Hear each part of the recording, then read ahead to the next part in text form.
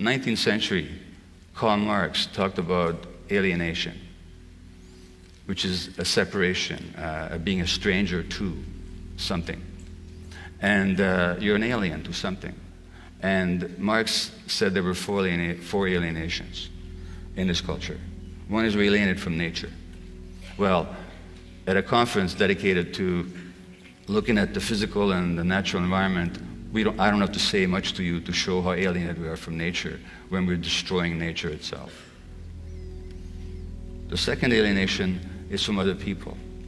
And that means we have less contact, we have less intimacy, we have less trust. We have less of a sense of relationship. And that, of course, as I've shown you, leads to increased propensity to illness, physical and mental. We're alienated from our work. A lot of people no longer do work that has any meaning to them. And that means that, and since human beings are productive creatures, we really are created in the image of God. We're meant to create. When we do work that's not creative, that doesn't reflect who we are, that imposes depression, anxiety, a sense of meaninglessness.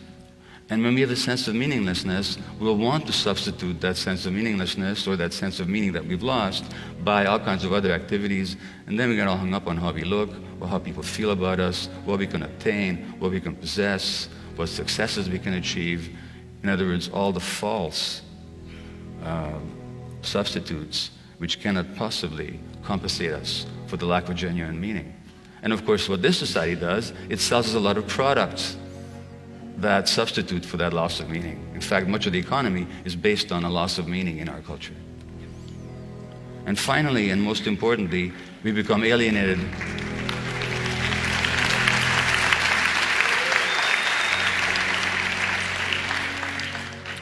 Finally, and most importantly, we become alienated from ourselves. Well, let me ask you a question here, and I'm going to ask for a show of hands. How many of you had the following experience? That you had a powerful gut feeling about something, you didn't pay attention to it, and you were sorry afterwards? Please put your hand up if you have it. Okay? I think the ayes have it. If I asked you the obverse question, as to how many people have had a powerful gut feeling, you ignored it, and you were glad about it afterwards, how many would not put your hand up? Well, I'm not sure. I'm seeing very few hands here. Well, that means to say, now you know what you're telling me? You're telling me that at some point in your childhood, you got separated from yourself. Because no infant is born without gut feelings. Infants are totally connected to their gut feelings. Have you ever met a 2-day-old who didn't know how to express their gut feelings? And that means that in this culture, something very powerful happens to alienate you from your true self, because the world couldn't stand who you really were. And your parents were too stressed themselves to honor and recognize who you really were. Just as a parent, I did that to my kids without meaning to. And then we become alienated from ourselves. We shut down our gut feelings, and our gut feelings are not luxuries, you know. They tell us what is right and what is wrong. They tell us what is dangerous and what is friendly. They tell us what is safe and what is dangerous. And they tell us what is true and what is false. So when we're alienated from our gut feelings, we no longer have a sense of reality, no longer have a sense of truth. Well, the good news is that human beings can regain their sense of connection to themselves, just as we can regain our sense of connection to our nature.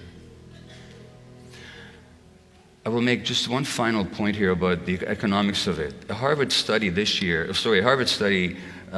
years ago showed that the lack of medical insurance in this country leads to 45,000 deaths annually. This is not an ideological question about healthcare. And most recently, President Bush said, well, there's no problem. Everybody can show up in the emergency ward. Sure you can.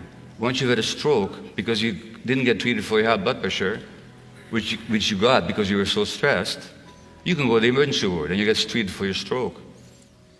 But the lack of health care that's available to people, which is very much a social economic question, it itself is a significant factor. Well, the good news is that we can regain a connection to ourselves. And empathy, which is a genuine human quality, is in us. we're actually wired for empathy. Even rats are wired for empathy. When you stress rats in the laboratory by shocking their feet with electricity, they're more stressed watching other rats being shocked than when they're shocked themselves. Their stress hormone levels are higher. That's our nature as human beings. So contrary to the myth in our culture that we separated individual, aggressive, competitive creatures, we're actually wired for empathy, wired for connection, wired for love, wired for compassion. So really, to move forward, all we have to